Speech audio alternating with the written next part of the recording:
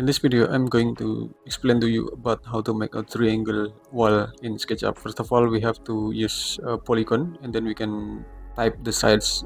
We can type 3 and press enter, and then we can place on the any size. I suggest you place on the origin, and then we can drag it with not with any size as we want anyway, with any radius. Okay, I set the radius is approximately around 3500 millimeter, and then we can get this triangle shape, and then we can select this all and move it up with a blue axis, and then we can just offset it inside around 150 millimeter, and then we can just erase the center plane. Okay, and then we can push it up around 3000 millimeter, and then we can just make group it all, and then we can just push it with any thickness for the floor, and then we can make group and move it to the down, and we can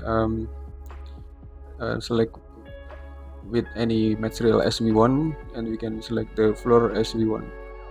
Maybe we can use the concrete floor in this wall anyway, and then we can make another opening. We can make another opening, door opening anyway, and we can set the height maybe around 2000 approximately of the height, 2400 in this area.